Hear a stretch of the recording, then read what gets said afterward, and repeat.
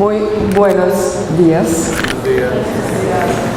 Feliz de estar acá y felicitaciones a Casa Tinta y a todos los organizadores y todas las personas que tienen que ver con este congreso, y felicitaciones por el número 9 y a ustedes por estar acá.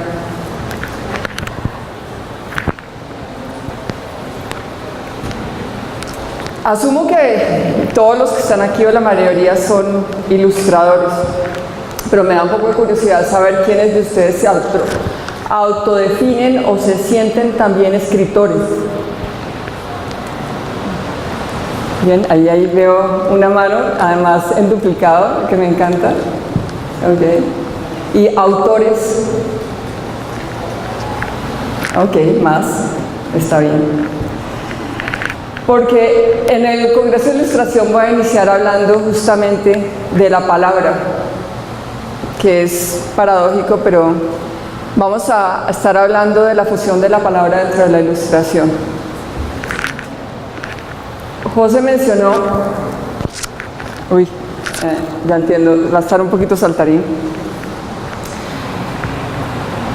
que iba a referirme probablemente al contenido, y sí, está acertado, voy a hablar un poco del contenido. Pero, ¿qué contenido? Si estamos llenos de ilustraciones y de palabras. Es la época de la historia, gracias a que ya pasamos no solo de las imágenes y los textos puestos ni en piedra, ni en papyrus, ni en papel, sino que ahora está abarcando todo este espacio geoestacionario y está llegando a todos los receptores que tenemos. Estamos llenos de imágenes y palabras. Pero la pregunta es, ¿qué tanto de esto tiene una construcción poética y qué tanto de esto pretende construir un contenido? Digamos, sí, todo lo que yo pongo en Instagram tiene contenido, todo lo que yo escribo en Twitter tiene contenido. Pero estamos hablando de un poco lo que hablaba Borges, de esto, de la construcción poética del arte.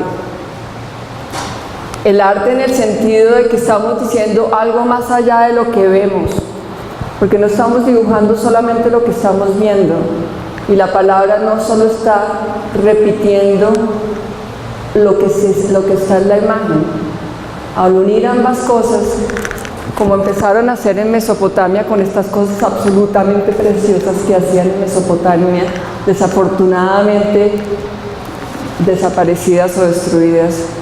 Ellos inventaron la escritura, pero también inventaron una de las estéticas más lindas que se han hecho en la historia del arte. Y estaba diciendo Borges hablaba que la construcción poética viene no de la incontinencia. Esto y todo lo que colocamos es incontinente. Casi todo. Casi no pensamos para ponerlo. Cuando ustedes van a crear una ilustración o cuando alguien va a escribir un libro, cuando se van a mezclar la imagen y la palabra de una manera creativa y poética, tenemos que pensar en la continencia. No todo lo que se escribe y lo que se hace y lo que se ilustra es poesía. Pero no vengo a hablar de esto, vengo a hablar de las posibilidades que tenemos nosotros al unir la imagen y la palabra. La imagen tiene muchas palabras cargadas y la palabra tiene muchas imágenes cargadas. Viene con eso, por nuestra historia. De hecho, es muy relevante darnos cuenta que la escritura de la palabra viene de la unión de las imágenes. Tomamos lo concreto, lo que podemos ver y tocar, lo unimos en una forma que se llama pictograma, jeroglífico o cualquier cosa. Unimos lo concreto para entrar al mundo de las ideas, de la fantasía, de la imaginación.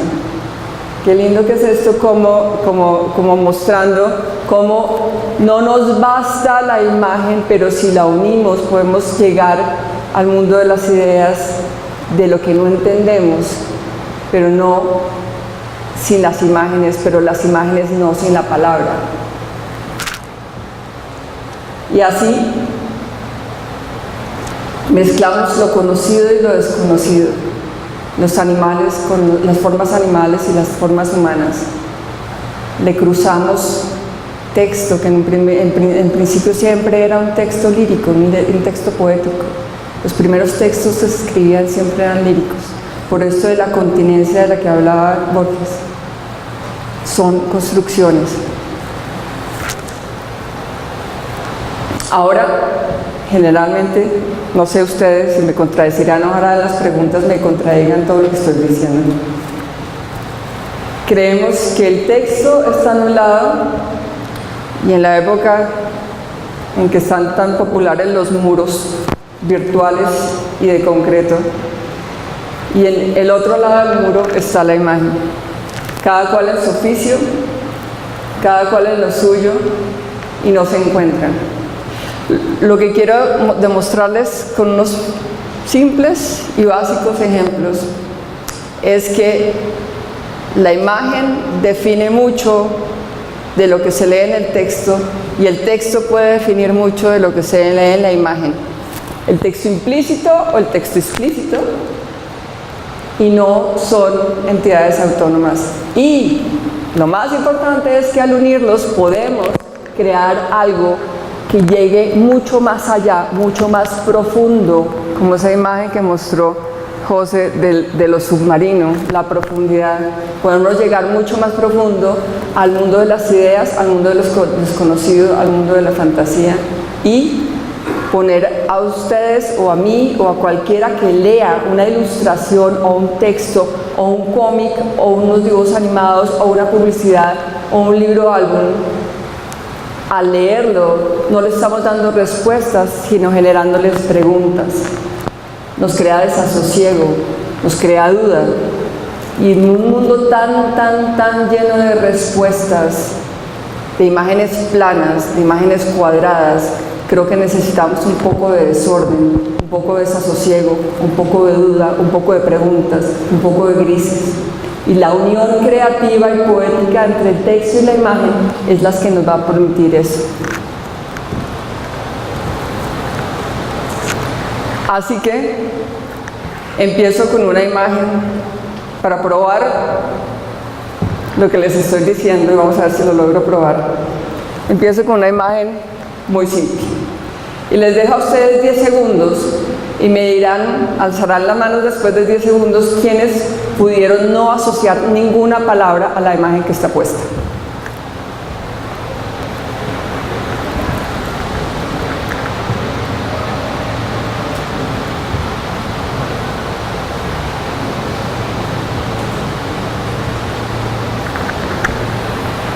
¿Quiénes lo lograron? Que alce la mano.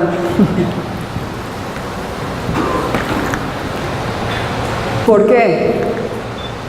No solamente porque tuvimos una escuela, porque vivimos del lenguaje, sí somos lenguaje, pero porque somos unos buscadores de significado. Desde que somos conscientes como seres humanos somos unos buscadores de significado y asociamos ideas a las imágenes e imágenes a las ideas. ¿Y por qué no?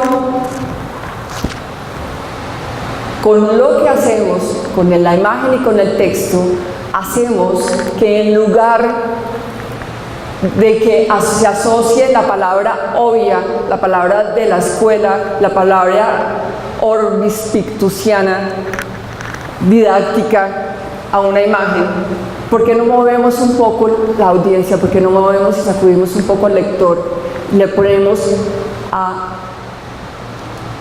pensar, a crear él mismo el significado. Podemos hacerlo con un primer método, y es que el texto, la unión del texto y la imagen hacen que la mente del lector complete, digamos, la frase, el título, el tema. Al poner yo la imagen del huevo y cuál fue primero, ustedes ya con lo que vienen, con lo que saben, conocen la pregunta de cuál fue primero, el huevo o la gallina, cuál fue primero, la imagen o la palabra. Y con esa pregunta lo podemos llevar cada uno de ustedes. Esa es la riqueza, además de crear esa ambigüedad. Cada uno de ustedes construye un significado levemente distinto, con un gris distinto al otro, sobre lo que estamos, sobre lo que viene de esta unión. No es la imagen del huevo y el huevo. ¿Qué queda ahí para pensar? Solo queda para recibir. Y nos volvemos receptores como nuestros teléfonos, solo receptores. Qué bueno que seamos mucho más tridimensionales y mucho más cambiantes, porque además de estas estructuras que empiezan a construir, hacen que cada vez que nos acerquemos, de acuerdo al momento, lo leamos de manera distinta. ¿Y qué tal si nos vamos más allá hacia eso que decía Borges sobre la construcción poética? Y empezamos a hacer algo como colocarle una frase como la fragilidad de la perfección. El huevo ya deja de ser huevo.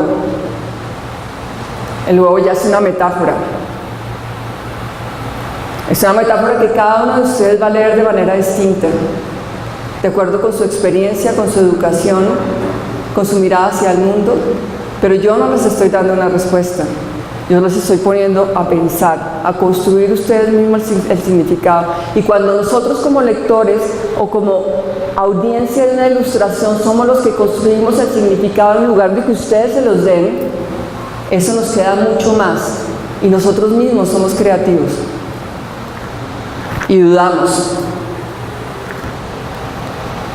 Este huevo, esta imagen de este huevo, y les voy a hablar del contexto, fue justamente la imagen que creó el récord en una de estas plataformas sociales que tal vez ustedes conocen, que se llama Instagram.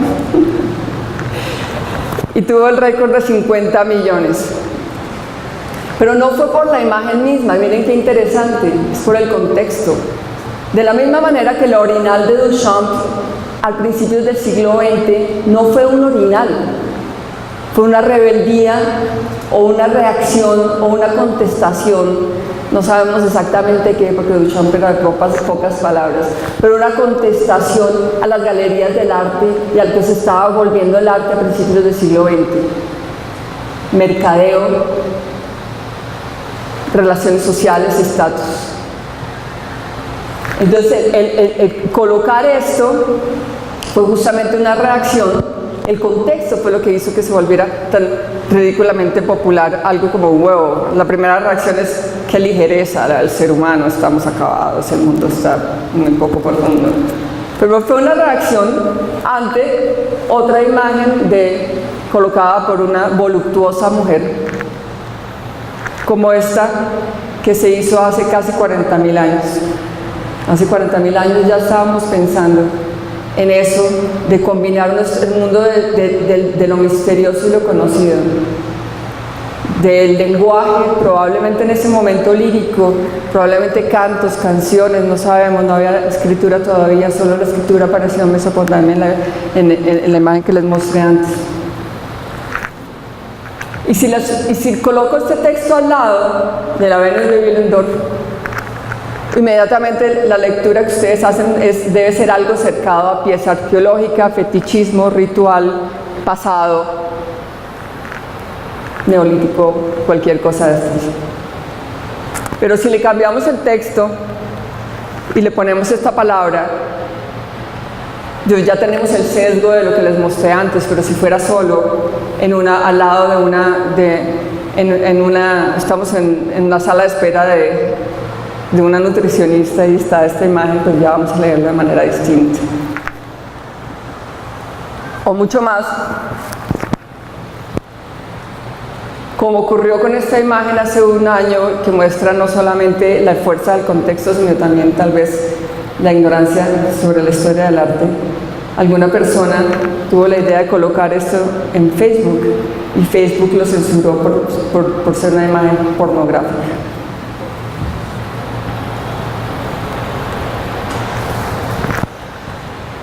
Pero bueno, esto se aplica a cualquier imagen, podemos aplicarlo.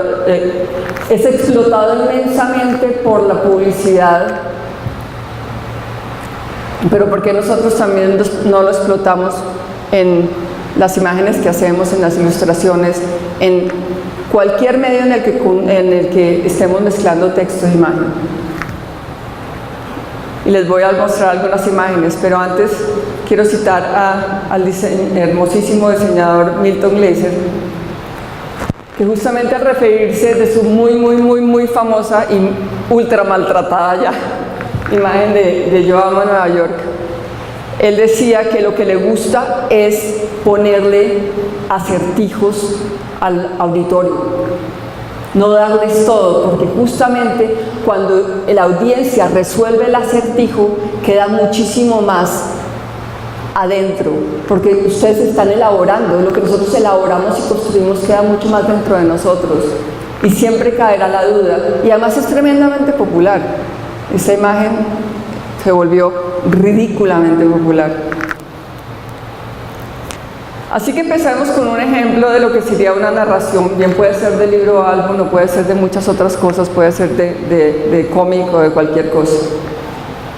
Una cosa muy básica. El oso subió a la montaña. El ilustrador obediente pone entonces oso, dibuja un oso subiendo por la montaña. Entonces, igual que con la imagen del huevo y la palabra huevo, el lector no tiene que hacer nada, simplemente decir, ah, sí, el oso subió a la montaña. Pero no hay mucha construcción, o cero construcción. Tal vez, esto es hecho en lápiz, está un poco crudo, ¿verdad? La ilustración podría ser mucho más elaborada. Pero ¿qué tal si empezamos a cambiar y colocamos esta imagen? Acá estamos haciendo que la construcción dramática, el significado dramático de la historia se haga en la mente del lector. No vamos a decir, el oso subió a la montaña y había unos niños y se los iba a comer o cualquier cosa, sino que esa construcción, ustedes pueden leer cualquier otra cosa, esa construcción la hace el lector. Entonces es una complementación de la narración. Pero vamos más allá. ¿Qué tal si colocamos esta imagen? Ya nuestra empatía no está con los niños, nuestra empatía probablemente va a estar con el oso. Ya no va a haber tanto una construcción dramática, sino probablemente un postulado político, una posición hacia la cacería contra los animales, una cosa, un tema relacionado más bien con el hombre y lo que va a pasar. Pero miren lo poderoso que puede ser, porque nosotros hacemos algo que es fantástico en la construcción de historias, es que estamos anticipando. Ya nuestra imaginación está anticipando lo que va a ocurrir después. Estamos siendo unos lectores tremendamente activos, y creamos suspenso y creamos el deseo de pasar la máquina para ver qué va a pasar. Pero ¿qué tal si vamos a esto? Una imagen mucho más tierna, más infantil, más alegórica. La montaña resulta ser otra cosa. Estamos hablando de más cerca al mundo de las metáforas, más cerca al mundo de las construcciones de la imaginación y de las ideas. Y qué rica que son las metáforas, qué rica que son las alegorías, porque no solamente son sabrosas estéticamente, sino que ocurren en el campo de la imaginación. Estamos otra vez construyendo significados. Estamos aprovechando esa combinación que siempre ha estado, y quisiera que ustedes me lo debatan. Siempre la imagen y la palabra, desde que el ser humano se inventó el lenguaje, han estado unidas. Somos personas que estamos siempre buscando significado. En un libro que hice hace tiempo que se llama No, ya que estamos hablando de los osos, construí otra cosa diferente. Es que está el oso está jugando, está en el mejor momento que tienen los niños, que es el tiempo del juego, y viene una voz que es la de la madre no está presente en la imagen, pero la palabra también puede ser el diálogo. Y la madre dice, es tiempo de dormir, hijo. Es una interrupción a ese momento del juego, y la imagen nos muestra también un momento, es el momento del fin del otoño, la última hoja del otoño y las primeras copos de nieve. Entonces aquí estamos construyendo, no solamente estamos construyendo gran parte de la narración la hace el lector, porque si está jugando la mamá lo está interrumpiendo, la mamá no está, pero está afuera y está interrumpiendo el momento del juego. Entonces aquí es como podemos, en un ejemplo como en el libro álbum, crear todas esas construcciones en las que el lector es el que está elaborando el contenido, llenando todos esos espacios. Pero entremos a algo mucho más interesante, bueno, ambas cosas son interesantes. Uno de la construcción de parte del drama, de la narración, a través de la unión creativa del texto y la imagen. Pero ¿qué tal si nos vamos a esta palabra tan interesante que se llama la ambigüedad? Tiene que ver con esos espacios que dejamos para que nosotros construyamos, pero también donde empieza a haber una contradicción en el texto y la imagen. Crea dudas, preguntas. Estamos en una época de mucho blanco y negro, estamos en una época muy plana. Tal vez todas las épocas han sido así, no lo sabemos. Siempre hay afirmaciones sobre eso, pero también hay muchas cosas positivas sobre este tiempo y podemos aprovecharlo inmensamente. Entonces, empecemos con la ambigüedad. Ambigüedad, creamos ambigüedad al combinar creativamente el texto y la imagen. Estos son dos ejemplos de cero ambigüedad. Está el texto, esto es el Orbis Pictus. Probablemente muchos de ustedes lo han oído, hace más de 500 años se hace el primer libro para niños donde se muestran las cosas y se muestran las palabras. Al otro lado, cualquier libro, ni siquiera sé quién lo ilustró ni quién lo hizo, donde no hay espacio para la ambigüedad. Son cerdo, se dibuja un cerdo, gallo, se dibuja un gallo, vaca, se dibuja una vaca. No solamente es un libro para niños estúpidos, sino es el libro de bienvenida al mundo del cliché. Porque y por eso es que los niños terminan dibujando cielos que son un círculo y con rayitas y una casa que todas son iguales. Otra cosa a la que nos invita la ambigüedad es a la diversidad, mirar a las cosas de diferentes puntos de vista y en cada momento, no solamente las personas miran las cosas de diferente manera, sino nosotros mismos somos distintos cada vez que vemos las cosas. Así que veamos cómo podemos crear ambigüedad, como la que crea Magritte en esta imagen. Hay otra intención política sobre el mundo del arte en esto. Él nos está invitando a preguntarnos qué es el arte. Al decir esta no es una pipa, nos está generando preguntas. Cada uno vendrá con su respuesta, cada uno tendrá su respuesta a lo que es este postulado. Esto no voy a hablar. Pero volvamos a otro ejemplo de algo convencional de lo que sería una historia clásica. La típica era una vez un rey. Le llega al ilustrador esta frase y entonces dibuja un rey. Pero ¿qué pasa si le ponemos a esa misma frase una imagen como esta? Ya estamos entrando mucho más a la alegoría, ¿verdad? Podemos estar diciendo, el león es el rey de la selva, o el rey es como un león, o muchas otras cosas. Hay complementación. Pero ¿qué tal si colocamos esto? Entonces ya la imagen del rey no es la misma clásica y convencional. Empezamos a salirnos un poco de la convención y entrar a mundos mucho más interesantes. Crítica política, humor, juego. ¿O qué tal si colocamos esta imagen?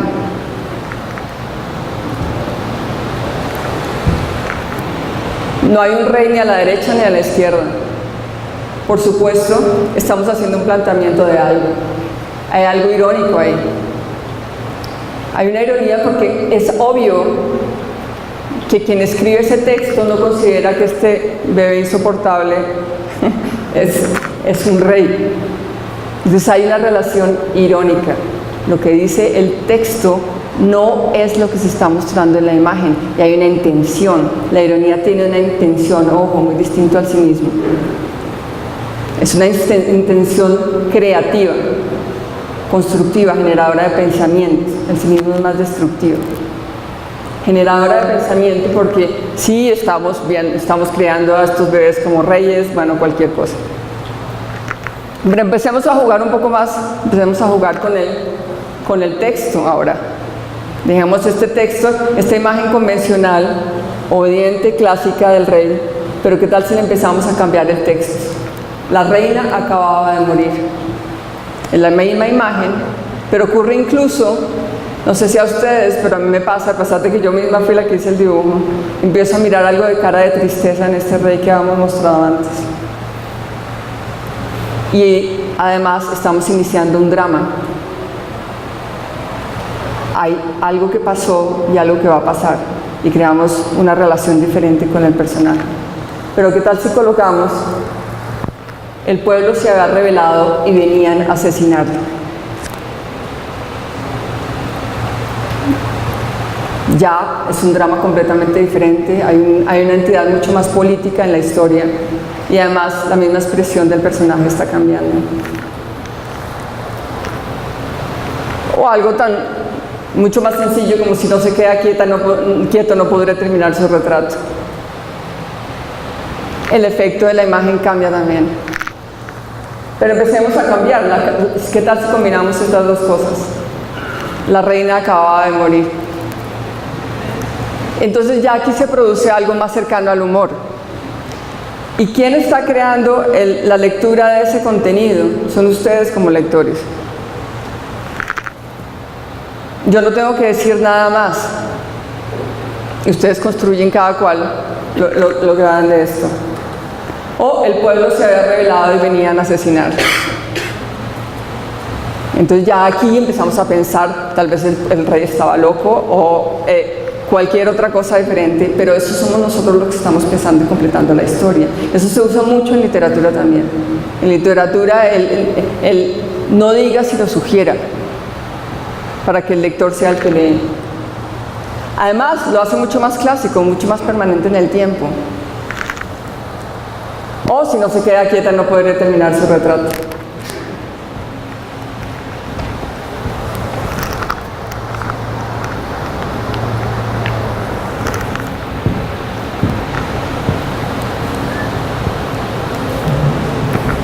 Entonces, mi intención con esta presentación es invitarlos mucho más a que el texto no sea propiamente un reflejo de lo que dice la imagen, no sea la ilustración, no sea un reflejo de lo que dice el texto. No sé bien en qué sitio de la ilustración están ustedes, si más bien en el embellecimiento de la realidad, en la apropiación de la realidad, en la construcción de lo imaginado, en la elaboración de las ideas, en la articulación de la conciencia, en decorar para poder vivir. Cualquiera que sea el sitio en el que ustedes están, busquen la posibilidad, o pregunto, más bien, porque no vengo a pontificar para nada, ¿no sería más enriquecedor y más creativo y más grande para lo que nosotros estamos haciendo en ilustración, el que estemos construyendo en los lectores y en las personas que se aproximan a las ilustraciones unas posibilidades de construcción de significado en el que quedan mucho más, se vuelven mucho más universales, mucho más relevantes y reconocibles y para recordar, y además generadoras de matices para que no seamos siempre planos. Si nosotros estamos cuestionando, si estamos generando preguntas en el lector va a ver luego el mundo de una manera más creativa.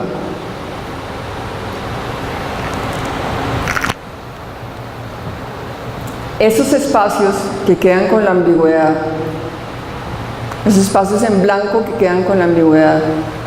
Al unir, sí, hay una relación entre el texto y la imagen. Hay una combinación de lo que queremos decir y lo que va a leer el lector. Pero justamente en los espacios en blanco es donde las personas empiezan a construir. Así que los invito a crear grises. Y yo sé, a veces uno está tan metido dentro del bosque de la ilustración que no puede ver los árboles. Está tan metido cada uno de ustedes en lograr sobresalir, en lograr hacer la mejor imagen, en lograr sorprenderse a sí mismos con lo que ustedes hacen, en lograr esa comunicación que tienen ustedes con el lápiz. Pero pensemos mucho más allá, pensémonos como artistas, pensémonos como pensantes, pensémonos como construcciones de ideas a través de la imagen. Qué rico eso, qué rico poder construir ideas a través de la imagen, en lugar de ser simplemente no simplemente, en lugar de ser replicadores de la realidad o construcciones de cosas lindas. No tengo nada contra la estética, creo que la estética es una forma muy eficiente y muy poética y muy rica del lenguaje, de las posibilidades del lenguaje. No hay nada que me ofusque más a mí que el caos y la incontinencia estética. Pero si estamos construyendo significado a través de la imagen, qué bueno que sea, y que sepan ustedes que si ustedes no tienen unas ideas o unas palabras implícitas o explícitas en las imágenes, el lector las va a llenar con el cliché, con el discurso o con la tribu a la que pertenezcan en las redes sociales. Saquemos al lector de esa comodidad, de esa planicie, de esa incontinencia, de esa falta de contenido, y movamos porque la verdad estamos volviéndonos receptores y emisores a través del aparato mágico que tenemos en las manos. Pero con 120 palabras en Twitter y con imágenes enmarcadas dentro de un cuadro que depende solamente de hashtags y no de un texto más complejo, creo que no estamos siendo muy profundo. Así que quisiera, justamente porque me gusta, incitar mucho más que pontificar y dar discursos, quisiera saber la opinión de ustedes y que recordemos esto que escribe Yuval Harari, que en su libro Sapiens, y que no deja de inquietarme, y es que lo único que realmente distingue al Homo sapiens de las otras especies no es el uso del lenguaje para describir la realidad, sino la posibilidad de crear nuevas realidades. Y tenemos la posibilidad de crear nuevas realidades, porque somos unos buscadores de significado, somos unos buscadores de posibilidades mejores para nosotros como seres humanos. Así que así abrimos, y por favor, si no están de acuerdo o tienen alguna pregunta o opinión, bienvenida. Acá está Calle. Gracias.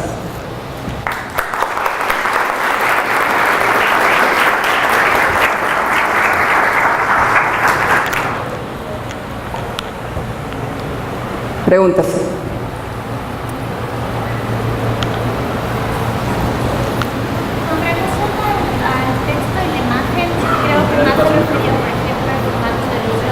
Dame un segundo, te paso.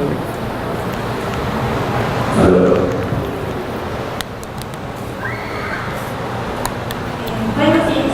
Buenas. Con relación al texto e imagen, creo que tal vez pienso que se refería más al libro o algo, el formato, pero por ejemplo que hay otros tipos de formatos como el chapter, cuando hay más descripción con el texto, entonces pienso que ahí tal vez sería un poco más difícil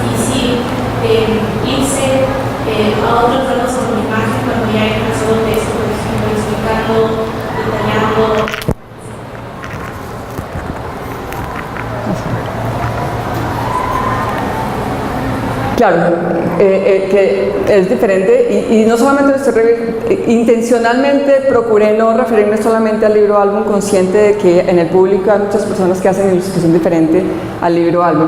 Pero tú preguntas la ilustración del libro por capítulos, es decir, ya cuando nos encargan de hacer una ilustración para una novela juvenil o para un texto más largo.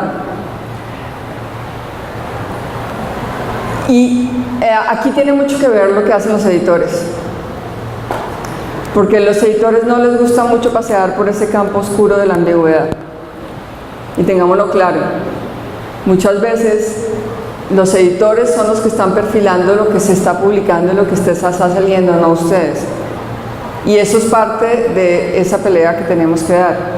Porque muchas veces, no sé cuántos de ustedes han tenido la experiencia de ilustrar un texto ya existente, un texto de novela juvenil, y es muy frustrante porque uno se siente muy apretado. El espacio para la creatividad es muy limitado. Y se me viene inmediatamente a la cabeza las imágenes, por ejemplo, que hizo John Tenniel al texto de Alicia en el País de las Maravillas. Y les invito a mirar todas las versiones que ha habido ilustradas de Alicia en el País de las Maravillas, algunas muy seguidas por Tenniel, por lo que hizo Tenniel, y otras más creativas, aunque salvo tal vez con lo que hizo Ralph Steadman, el resto son muy obedientes. Pero Tenniel sí construyó muchísimo a partir del texto tan fuerte y sólido de Lewis Carroll, pero no solamente porque Tenniel era genial, él hacía humor principalmente. No solamente dibujaba muy bien, sino pensaba mucho el tema de crear dudas y preguntas y crítica dentro de lo que hacía. Tiene mucho que ver con el tipo de texto que tenía Lewis Carroll, porque es un texto lleno de ambigüedad. Entonces, nosotros podemos recibir un texto que en todos los párrafos lo que dice es huevo, huevo, huevo.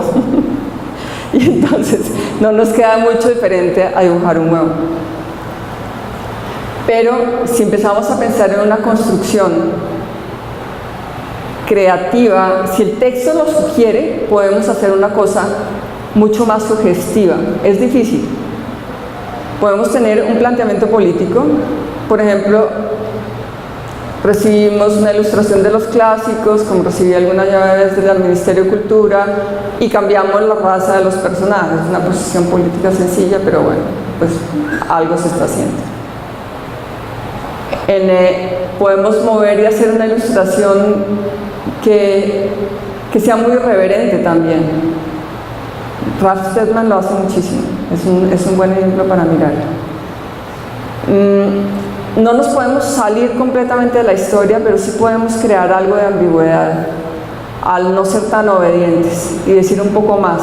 La ilustración es como el lápiz, es muy afilado y tiene la posibilidad de incluir cosas que el editor en primer lugar no va a advertir, pero el lector sí. Entonces tal vez, ¿qué es la ilustración de nuestra lectura del texto? Y si el texto es bueno y nosotros somos buenos lectores, vamos a leerlo de una manera. Pero que no sea unívoca, que cree dudas. Quedémonos como en el borde, hagamos unas ilustraciones un poco dudosas. Es complicado con el texto, pero se puede hacer.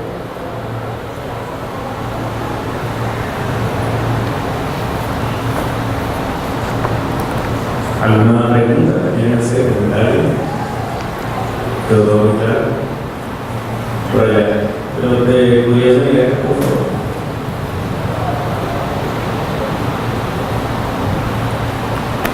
Aprovecha la clave de construir.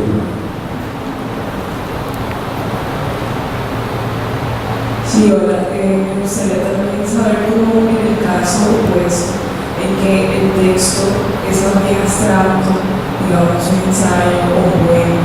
En ese caso, digamos, es difícil como saber qué ilustración podría hacerse ahí.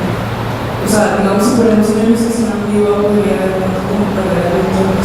Pues sería mi pregunta, ¿qué sería en ese caso?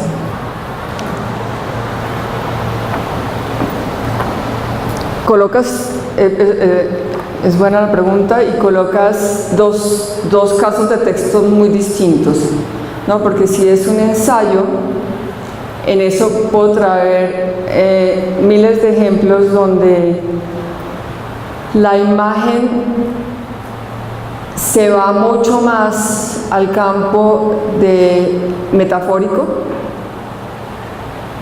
Pienso, por ejemplo, en la ilustración de Craig Frazier o el mismo Steinberg, que siempre ilustraron para el New Yorker. Eso es un buen ejemplo, todas las ilustraciones para el New Yorker que hacen a partir de textos que son ensayos, pero se van mucho más allá de lo conceptual, y me da la impresión, por lo que se produce, tal vez, no sé si será porque es principalmente en el medio de las revistas, hay mucha más posibilidad de ir más allá del texto. Y entonces hay cierta poesía en la construcción, hay cierta como reflexión.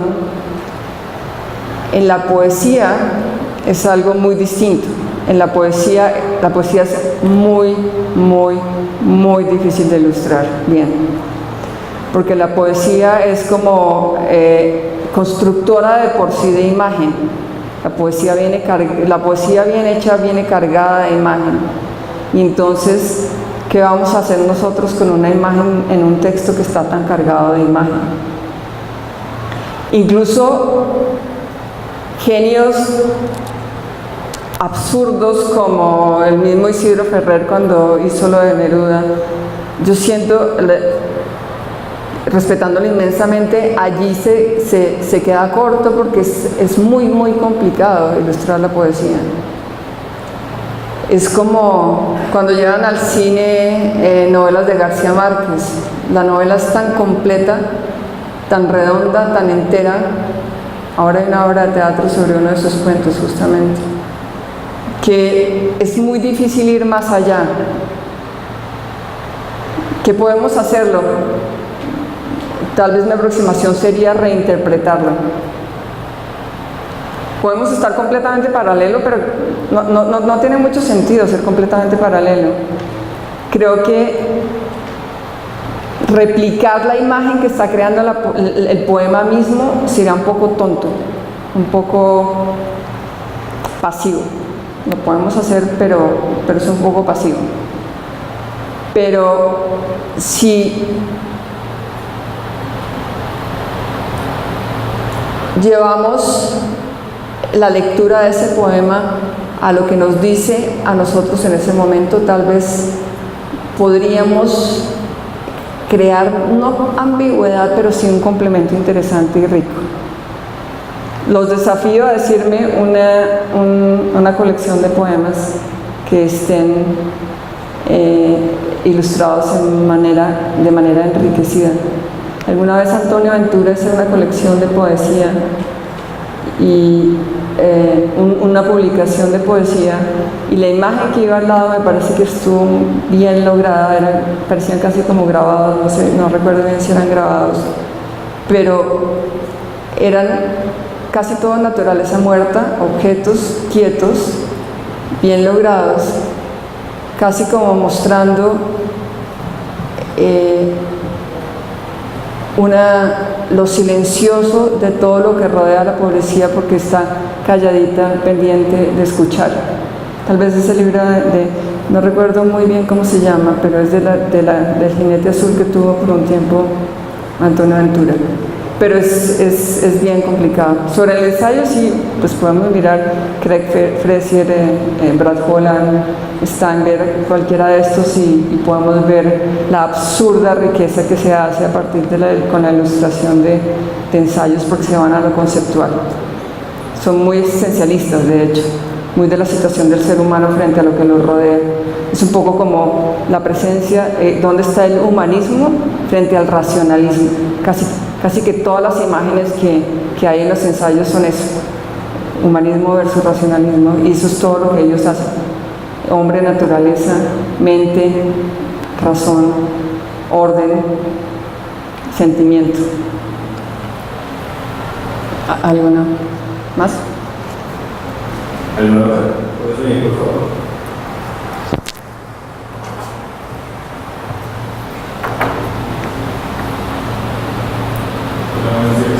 ¿Qué piensas acerca del valor gráfico de la palabra?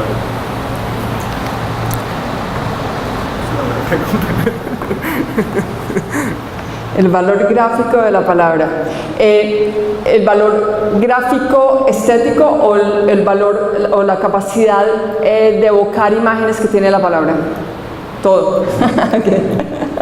Todo el uno. Bueno, digamos, para el efecto del tema, creo que es bien importante la posibilidad que tiene la palabra de evocar imágenes. Es inmensa. Porque a mí me gusta mucho pensarnos como Homo sapiens, porque somos muy eso. Me gusta mucho mirar la historia, y la historia siempre ha sido relacionando ambos.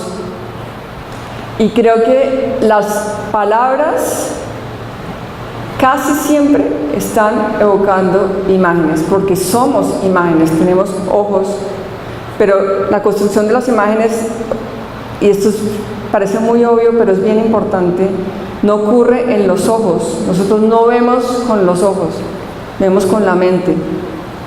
Y la mente está repleta de palabras. Igual, leemos con la mente y la mente está repleta de imágenes. Así que cualquier imagen, cualquier texto va a evocar una imagen. Siempre. Pero desde el principio, y la razón por la que al principio de los tiempos, también esto lo dice Borges, porque Borges habló de cosas tan inmensas, el texto, la palabra, se hacía siempre en verso. ¿Por qué se hacía siempre en verso? Y vas a ver por qué voy a tu pregunta con eso. Porque se consideraba que el verso, así como la construcción estética, nos daba acceso a algo por encima de lo mundano. Igual que la belleza del arte, nos da acceso a algo por encima de lo mundano. Y lo que está por encima de lo mundano tiene imágenes. Pregunto. Es un misterio. No lo podemos ver, no lo podemos tocar. No sabemos qué es, y no estoy hablando de nada religioso. Aunque no podemos ignorar que durante 1000 años la religión dominó Occidente gracias a su maestra combinación de la palabra y de la imagen. Utilizó esa evocación que tenían las palabras, esa posibilidad que tenían las palabras de evocar imágenes. Así que, tal vez a nivel lírico muy alto, las imágenes están contenidas dentro del texto, y tal vez hay ciertos poemas que logran llegar a un sitio más arriba de lo concreto, y en ese caso tal vez no estamos asociándolo a imágenes, pero siempre vamos a tener las imágenes cuando estamos leyendo un poema. Entonces, no es una respuesta concreta, pero creo que te está diciendo un poco lo que es la función de la palabra y cómo van unos unidos al otro. Y la otra posible respuesta es la ilustración como imagen. Funciona increíblemente. Yo no sé si ustedes conocen este experimento que hizo alguna vez un psicólogo, que colocaba, no lo traje para no rellenar de mucha información, pero que colocaba las palabras de los colores, pero el color del texto era diferente a lo que decía la palabra. Y siempre, él advirtió que lo que primero que leíamos siempre no era el color de la palabra, sino la palabra misma. Entonces sí tenemos una inclinación hacia lo semántico, más allá que hacia lo estético. Eso también un poco te puede dar un poco de ideas de que leemos primero lo que quiere decir la palabra que el color. Buscadores de significado siempre buscadores de significado, pero también somos buscadores de caras. Estamos buscando caras por todas partes. Para defendernos del enemigo, ¿será? El graffiti. Elabora un poco más en la pregunta. Como la palabra en el graffiti. La palabra en el graffiti. Aquí, en el graffiti, es muy pesado el contexto. Es que mi teoría un poco es que la palabra es un contexto para la imagen, o la imagen es un contexto para la palabra. En el graffiti es fundamental el contexto. Si llevamos un graffiti a un museo o a un banco, deja de ser graffiti. Así que más que la apariencia plástica o estética de lo que se hace, porque hay muchos estilos dentro del graffiti, lo que define la lectura que le damos al graffiti está en el contexto. Definiendo contexto como el hecho de que se haya hecho en una pared, idealmente de manera subversiva, ilegal. Creo que ya cuando se vuelve legal, se vuelve mural. Entonces, el contexto lo dice todo. Amo el graffiti, me parece que es que deberíamos tener mucho más grafitis. Pero claro, no sé el contexto, pero el contexto de que sea ilegal, que sea en los muros urbanos y su apariencia estética obedece a la velocidad en la que se tiene que hacer, porque es ilegal justamente, es la que nos hace leer el significado del graffiti de una manera distinta que si estuviera en cualquier otra parte. ¿Eso es lo que estabas preguntando? Sí, el contexto es tremendamente importante. ¿Alguna otra pregunta? ¿Tomaste agua, Lina? Gracias, no. Hola.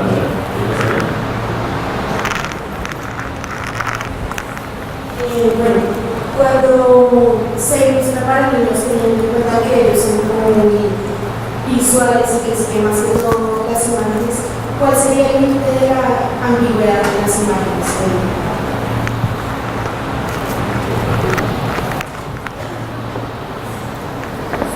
Qué bueno que preguntas eso, porque yo creo que el libro álbum, tengo otra teoría, y es que el libro álbum, y sobre eso escribí alguna vez, el libro álbum es la primera introducción posible que tenemos nosotros en las manos para que el niño entre al mundo de la ambigüedad, de la ironía, de los diferentes sentidos, del humor.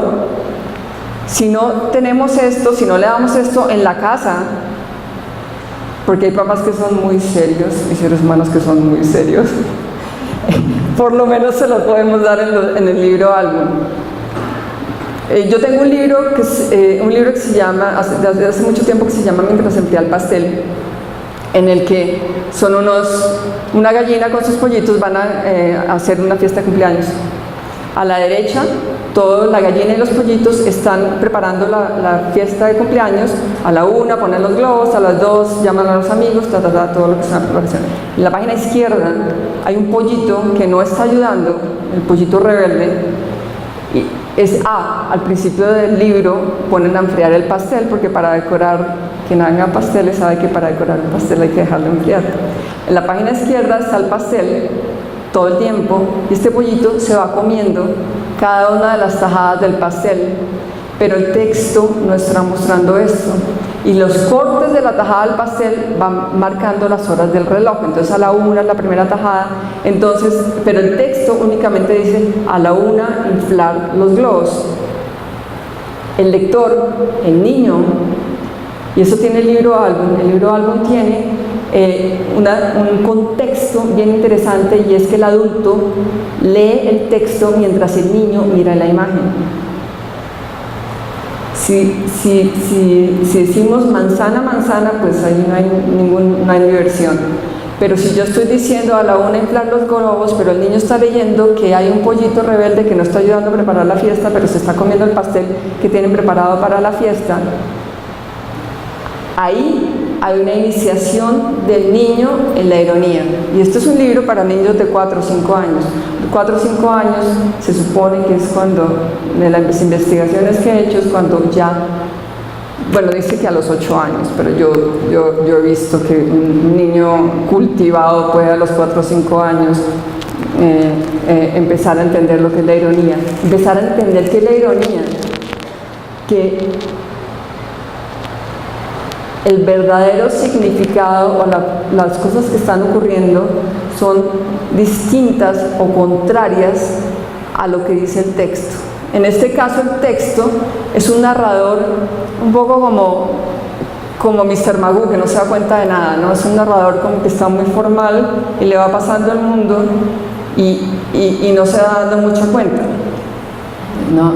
Hay algunos libros, no muchos, que tratan esto. Y es que el texto que hagas para un libro o álbum así debe ser muy formal, muy sin decoraciones. Por eso a la 1, inflar los globos, a las 2, llamar a los amigos, y lo que está leyendo el niño es eso, entonces ya empieza a haber ambigüedad, y son capaces de leerlo, y empiezan a darse cuenta que puede haber diferentes significados. Empieza a construir él mismo la narración.